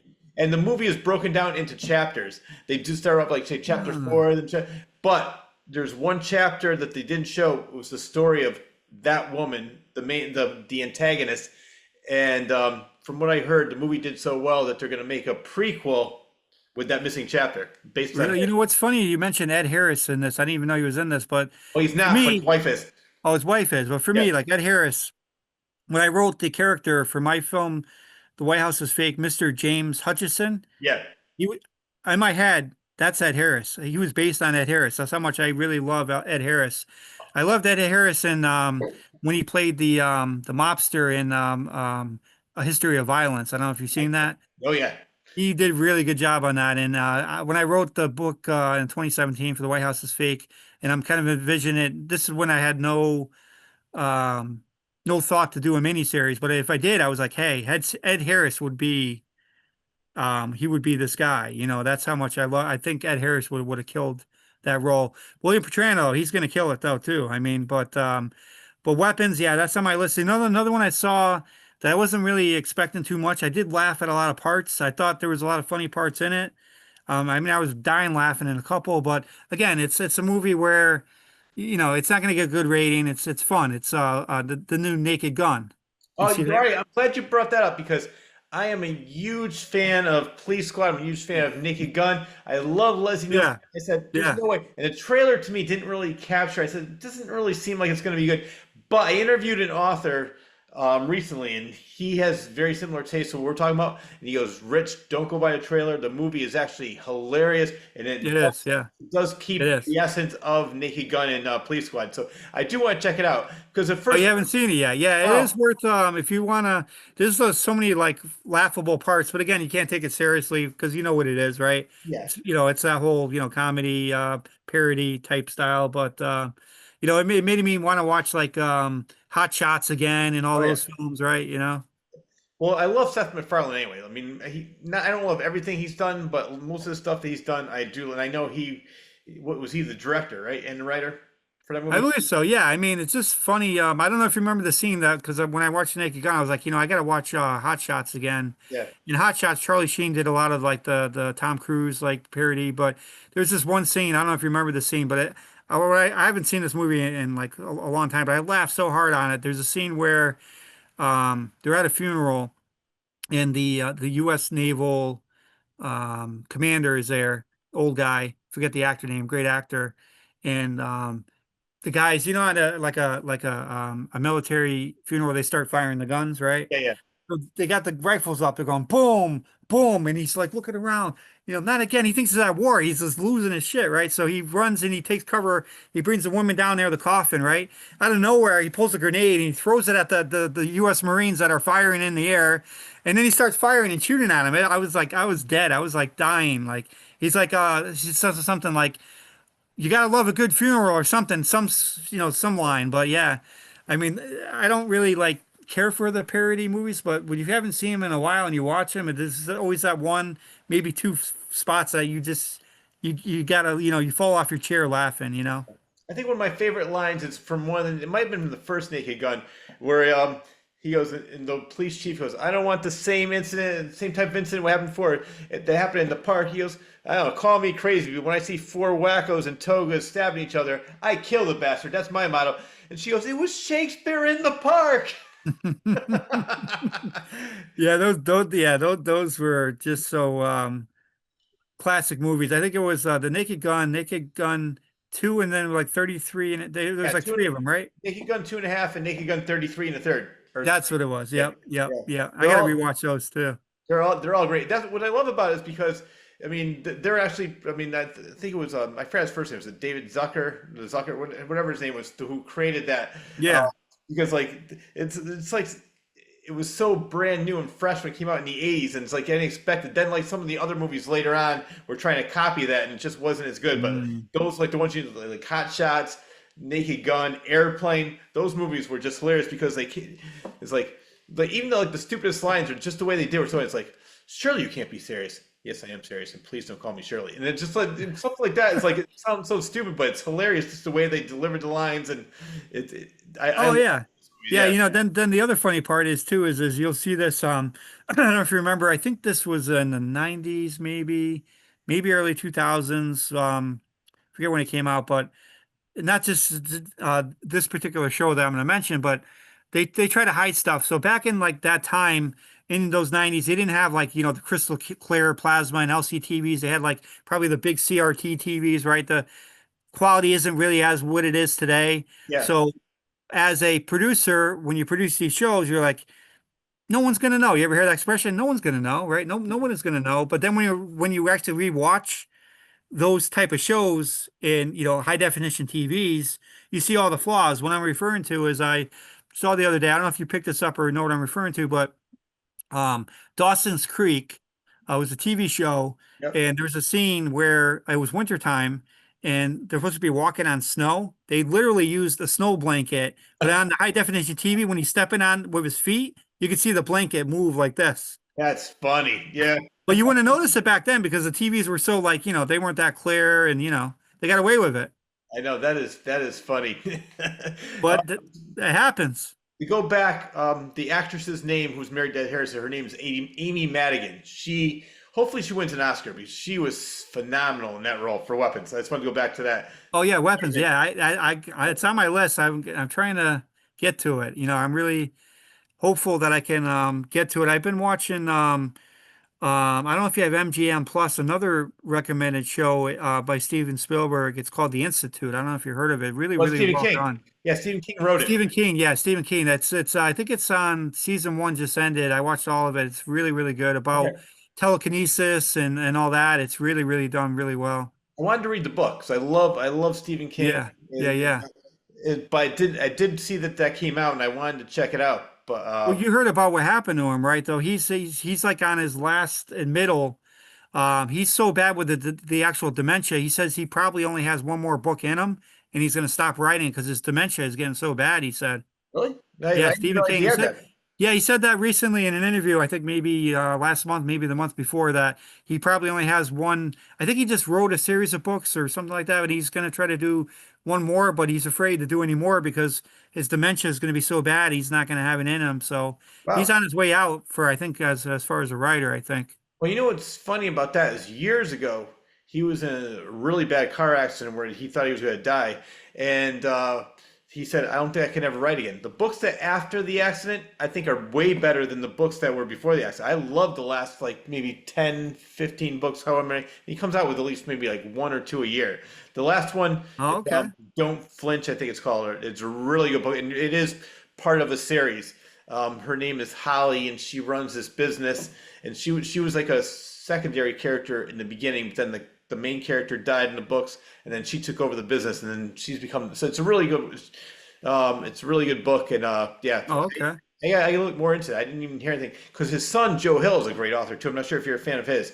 What is he? What's Nosferatu, okay, the okay. Black Phone. That's Yeah, yeah, yeah, yeah, yeah. Yep, yep. also Horns, which is great.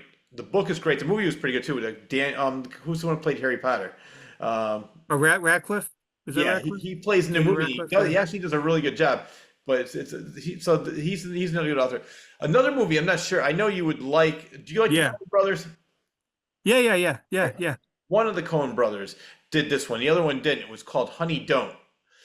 Oh, yeah? With the girl. Did you see the movie The Substance? with Demi That, Moore. nah, that's on my list. I heard good things about it, but I have not seen that. It's a great movie. And Demi Moore, I was so glad she won at least the Golden Globe. I wish she won the Oscar because I don't think she's ever going to get another chance to be at that on that podium again. But she did a phenomenal job, and it was done. The woman who played in that movie, Margaret Qualley, is her name. She played in a couple. She played in I know we talked about this last time. Once Upon a Time in Hollywood. She was one of the people in that movie. Oh yeah, yeah, yeah, yeah. If you saw her, you'd recognize her. She was the main star, and she plays a detective, and she's investigating this crime. And there's a Charlie something from It's Always Sunny in Philadelphia. It's sort of it's basically Coen Brothers humor and with drama. Okay. It's a really good movie. Another one I saw, I'm not sure if you did, was called Eddington with Joaquin Phoenix. No, I've been like lately. That's I've been out of the game with all this pre-production and Oh yeah. Now, what's funny because like when I'm home, I hate watching TV. I feel like I'm wasting my time. But yeah, that $25, I'm like, you know what? It's like it costs like $15 to go see one movie. So I know prices has gone up, but I've been watching one of my favorite shows. I do try to get pave time for. I'm all caught up on season 3 is Tulsa King with oh, I Sylvester love that show. Stallone. Yep. It's very, very good. Yeah, I really enjoy that one. So I just saw every Sunday. That's what I look forward to, man. That's the one thing I carve time for. Oh yeah. Well, the same creator of that show did another one with Billy Bob Thornton too, called Landman, I think it's called. Oh Or yeah. yeah, it's not to me. It wasn't as good. I stopped watching that one. But Tulsa King, like just like you, as soon as I saw the first season, like what the hell is this? I love the show. Then I saw season 2, and now I'm dead smack in the middle of season 3. So I can't wait to see what's going to be happening in this one. Because I know, I yeah, know. I'm excited. yeah. So that you're right. That is one of the shows that I do watch on a regular basis. Yep. So I'm just going through some of the movies I've seen. I want your opinion. I know you said Bring Her Back. Did you see that one? Which Did you one? hear? It's called Bring Her Back. It's done by two brothers from Australia called the Philippou brothers, Michael and Daniel Philippou. They did a movie called oh my God, my mind went blank on it. Wait, hold on, I'm gonna look it up because this one Yeah, you yeah, yeah. No, I haven't seen that one. yeah, that one I think you like. Do you like horror movies, right? Oh yeah. Oh Yeah, yeah. you would love this movie. Yeah. Talk to Me, it's called. Talk to Me is Oh, the okay. came out a couple years ago. Came out of nowhere. It's these two YouTubers, and they just started filming things, and they made their debut movie. And whatever the budget was, it grossed maybe like 10 times the amount. So they're like, "All right, you can do whatever you want. You have carte blanche." And then they did Bring Her Back, which was really good. I liked it even better, but unfortunately, it didn't do as well in the theater. So I don't know what they're gonna be like now. Like maybe they're gonna be like, "Yeah, maybe we won't give you the same point." But like what's that? There's a theater. I mean, not theater. It's a studio that I love. It's called is it A1 or not A1? Which one? There's a A1? no. Let me see. Where's it located? I'm gonna look it up right now because there's a they let the film. What I love the studio about is that they let the filmmakers be themselves, and I'll tell you what I mean. Bring It Hmm. Back studio. Let's see. Let's see. It is oh A24. Do you ever hear of Oh A? yeah, yeah. Of course. A24 is like I think Warfare, Civil War. Yeah. I think I didn't they even do Smashing Machine with Rock? Yeah. Isn't that A24 too? Yeah, that which I love because they take chances. They did all these movies that probably most studios be like, yeah, I don't know about this one, and then so that they're the ones that brought did Bring Her Back and Talk to Me, and like you said, I do want to see that movie with The Rock. I haven't seen that one yet. No, I haven't seen it either. Now, what about you mentioned you saw some pretty bad ones lately. What about bad movies? Which ones did you not like? Oh my God, I'm trying to think. Well, I saw him. Let's just say that was probably like one of the worst I've seen.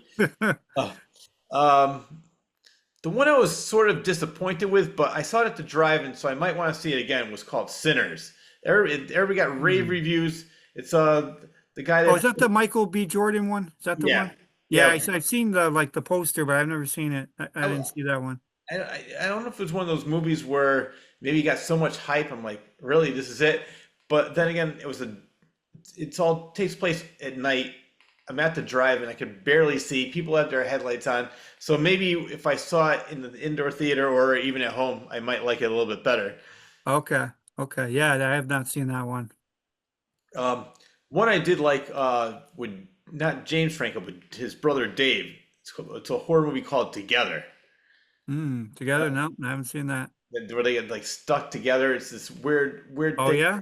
it's a cult that's doing it, but it's hard to explain the movie, but if you go in there not knowing or even expecting anything, you're gonna enjoy it. It's just it's a fun like fun horror comedy. Yeah, I mean, I haven't really, as far as new stuff, I haven't really seen too much. There's a film, not a new one, but I enjoyed it. I saw it a couple weeks ago. I want to say Ethan Hawke's in it, or Ethan Yeah. Well, Ethan Hawke. Premonition. You seen that? No. I It's don't. kind of got these time travel aspects. I think it's 2014, maybe. It's dated, but it's really, really good. If you like time travel movies, I'm pretty sure it's called Premonition Yeah, it says or 2007. Is that it? what's it called? It says Premonition is a 2007 American supernatural psychological thriller starring Sandra Bullock with Julian McMahon, Nia Long, Kate Nelligan, Amber Valletta, and Peter Stormare. Is that the one? No, I think I'm butchering the name. Um, what that's Well, what's the movie about? so it's got. I thought it was Ethan Hawke was in it, but basically it's about trying to find it. It's kind of really interesting because the way it comes about, I know it's streaming because it was on one of the streaming stations. Um, Let me see if I could Google it. Yeah, so I'm trying to do Oh, right. Predestination. That's the Oh, name. okay. No, I never even 2014. heard of that one.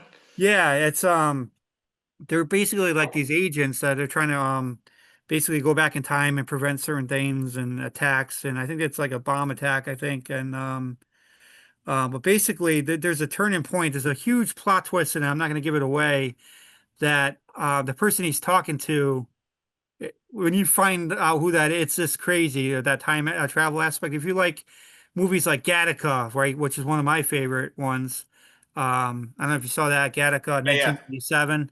Um, I That think was Ethan Hawke is in that one too. yeah with Uma Thurman, which is Yeah, yeah, yeah. yeah. That's another one. But this one is just on another level because that twist was just so unexpected. You got to check it if you like sci-fi and time travel and a twist you never see coming. Like, so basically the movie opens up where he's like I think they call him like temporal agents, and he's like kind of at a crime scene. So when they show the film, like you can see different points of view, like camera wise, it shows like he's looking at different things and it's like scanning different things, and he's trying to like basically piece together this murder, but it kind of gets things kind of happen where there's a big twist that you don't see coming. So if you like that type of style, you got to check out Yeah. what did I just call it? Predestination, Predestination. I'm definitely gonna predestination. check. Yeah, really, really good one. There's two movies. Well, I'll go with two more movies that I think you should watch. One I haven't seen yet, but are you a fan of Paul Thomas Anderson? Because to me, he's either hit or miss. He's the one that did Boogie Nights. He did the was for there will be blood. He did the one with Adam Sandler, but he makes these really long. Sometimes they're really good, sometimes they're really good. But he just came out with one with Benicio del Toro, Leonardo DiCaprio, Sean Penn. One battle after another. That looks really Oh, good. that's on my list to watch. That's in theaters, though, I Yeah, think, yeah, right? that's just brand new, so I haven't seen Yeah, I it. saw the trailer to that. I really want to watch it. It looks interesting. Yeah, I just want to see like really quick the other movies that he did because I know that you would see it like oh yeah, it was There Will Be Blood, Boogie Nights, Licorice Pizza was a good one. Magnolia, that's with Tom Cruise and Oh, Magnolia with the frogs. I love that that was, Magnolia. That that was was a a good one. great movie. Yeah, Yeah, great movie. and I like the fact he always uses the same actors over and over again, but he puts them in different parts. Yeah, yeah, It, yeah. like Philip Seymour Hoffman, it's such a shame. He was such a great actor. He I know. played I a lot loved of him in Mission Impossible 3 with the rabbit's foot. He really did that role really well too, in that I one. just watched that one. The reason is because I loved the last Mission Impossible. To me it's just like mindless popcorn entertainment, but such a Yeah. great lots of action. And I have no idea how he does those stunts because we all know that Tom Cruise does his own stunts, and that I don't know if you saw in the trailer at least he jumps out of an airplane, jumps on another Oh airplane. yeah, no, I seen it. I'm like a huge Tom Cruise fan. So Oh, like yeah. every time a Mission Impossible movie comes out, I go. But here's a fun fact you might not know about a Mission Impossible movie. They did this, I think, in the last three, maybe four. When they get the idea for the Mission Impossible, the production crew, the director, whoever, writer, they don't even give them a script. It's like half done. They have a half done script. They said, okay, I want to jump off this truck. all right, we're gonna go here. They're literally writing the script as they're filming. That's what they've done for the Mission Impossible movies, but it worked so well Oh my they God, yeah. kept doing it. It's weird, right? But that's it works well for them. Yeah, no, I love those movies. And Yeah, no, I saw an interview with Tom Cruise, which you're a big fan. So he yeah. said, even though this is supposed to be the last one, he goes, "You guys see the next stunt I'm getting ready for." So he's got this big thing planned that he's getting. I mean, he was teasing some TV show, the audience with that. He's like, Oh yeah, yeah. And it's really good about like I'm a huge Cruise fan. There's a time where Matt Damon, right? Matt Damon, Born Identity, right? So he's having "Oh, yeah, lunch with Tom Cruise one time, and he's talking to Tom Cruise, and he's like talking to Tom. This was one of the Mission Impossible movies where he was in Dubai, where he did like that pendulum swing, yeah, yeah, yeah." right? So he was talking to him specifically about that. He said, "Hey Tom, about this stunt, tell me a little bit about it." He's like, "Matt, I was looking my whole life to do something like this, and finally I get a chance to do it, and everything's going great." And we get over the stunt guy, and I go over all the parameters with him, and the stunt guy goes, "We can't do that." And then Matt Damon goes, he was telling the story. He goes, "So Tom gets another stunt guy, right? And then they finally do it. So it's just funny. That happens too sometimes where the stunt guy even says it's too dangerous, but Tom does half his own stunts. Yeah, yeah. And then he finally finds a stunt guy that says, I can do this rig, this harness, we'll get it done for you. So it's funny how that happens. One of the most impressive things I've seen where I can't remember which Mission Impossible. I know you're gonna know where he's jumping from building to building, and he's during filming he broke his ankle. And he's Yeah, yeah, that's running. true. Yeah, yeah, Yeah, yeah. He actually clipped the end yeah. of the building and he hit his ankle on the way and he just, yeah, yeah, I like you said, there's so many people that just shit all over him. I think he's a great actor. I think he makes great movies.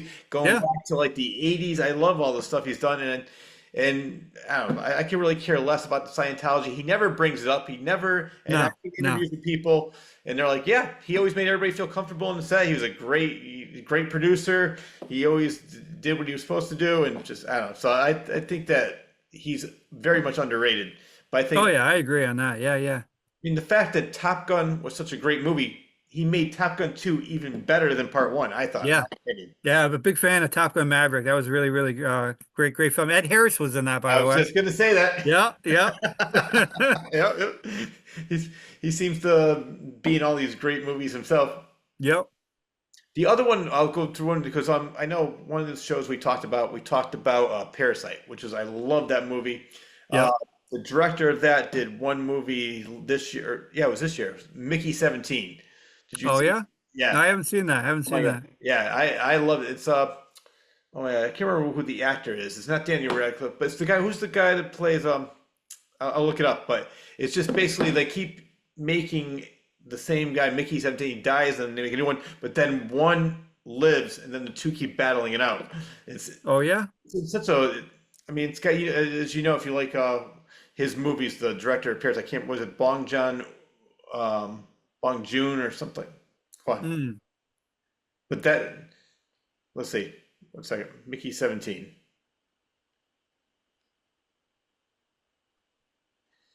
It stars I don't want to see the trailer.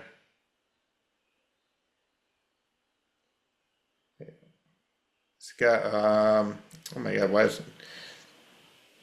Oh, cast. Robert Pattinson plays the main character, Oh, okay. Okay. and the director is I know you know who I'm talking about. I can't think of his name though. Let's see. Director. Because you remember, I thought you liked Parasite, right? Yeah, Parasite. Yeah, well, when I talked to you, I think the first time we talked about that, I think maybe a couple years ago, I'd never seen it, but then after you mentioned it, I checked it out. Oh, it's Bong Joon Ho. That's what it was. Yep. I had it in the right name, wrong order. Anyway, so those are some of the movies that I would definitely recommend for this year. Oh yeah. Oh yeah, yeah, yeah. No, totally. Well, it Totally. seems like, and I hate when they do this, but I know why they do it because people have such short-term memories. All the Oscar hopefuls come out like in November. So when they're voting for like Best Picture of the Year, like, oh, that movie, they just saw it. Movies that come out in January, February, people are like, oh, I completely forgot about that one. So But so I don't know what's coming out like the next month or so, but that's usually when all the Yeah. Oscar hopefuls are coming out. And hopefully, we'll see the White House is fake on there one day. Yeah. Yeah. Yeah. I can't wait. We're getting ready. We're getting ready. I want to talk about before we go because Yeah. as I mentioned in the intro, you're an 11-time award-winning filmmaker. So don't be so humble. So what awards have you won? Yeah. So for my last project, Article 92, we won Best Lead Actor, Stephen Hugg, which is sad he didn't even get to see that he won that.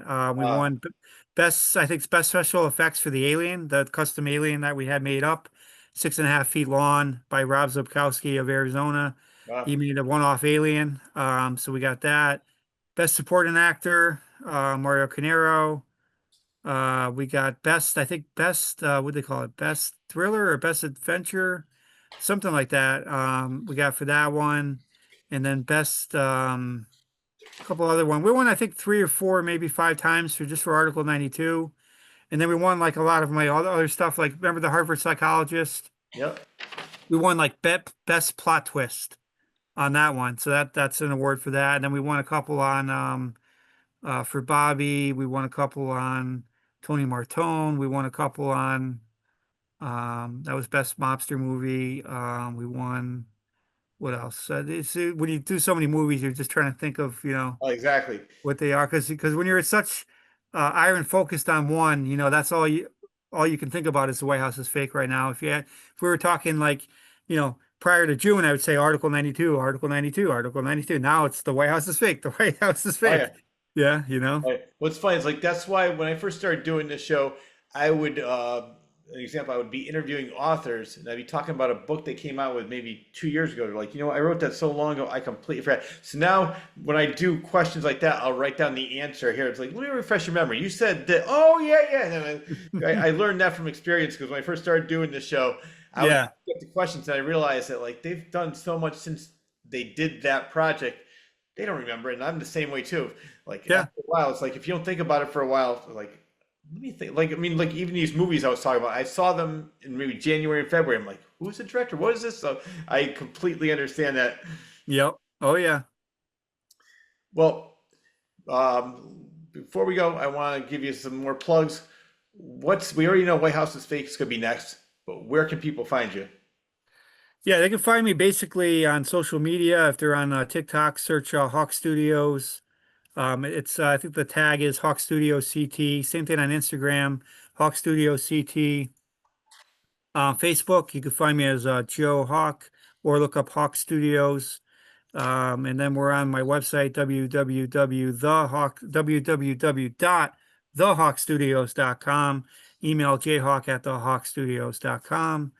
And that's basically where you can find me. You can also see all of the projects I did, all the SAG, all the non-SAG at IMDb. Look up Joe Hawk, and you can check out my profile there as well. Well, first, I want to thank Mark Wither years ago for introducing me to you. I'm a huge fan of your work. I cannot wait to see what's going to be coming up next. And I was going through, I think you have the honor of being the guest who's been on this show the most. You Oh yeah? first episode was June 20th, 2020. Second Wow. episode was August 7th, 2022. Third time was April 7th, 2024, and now October 8th, 2025. So as I say this every episode to you, you got carte blanche. Come back anytime you want to promote something. We'll get it out there and get as many people to see this movie. Absolutely. I appreciate that. It's always good to talk to you, Joe. Yep. Have a good one. Thanks, guys. All right, that wraps up the latest episode of the Claw's Corner. A huge thanks goes out to writer, director, cinematographer, producer, and director of photographer Joe Hawk for taking time out of his extremely busy schedule. As you can see, he's very busy all over the place filming to be a guest on my show. A huge thank you also goes out to editor extraordinaire John Bristol, the award-winning Elmwood Productions, for always doing a superb job editing this show each and every week and making it available to all on YouTube. I am also extremely grateful to Rob Bull and Al Coles for all they do to make my show Look at available this. on Spotify, Amazon Music, Audible, iHeartRadio, as well as cable station in Connecticut. And lastly, but definitely not least, I need to thank you, the viewer, for always tuning in. Enjoy your day, everyone. And before we go, I gotta say that is very cool. That's my book novel. That's the cover to my book. I use that for promotion. Obviously, when we do the White House is Fake miniseries, you'll see the actor's face. But that's the supremacist DOT truck. is over here. You got the secret tunnel. You're under the highway. I love it. All right. It's coming soon to a theater near you. That's right. Enjoy your day, everyone.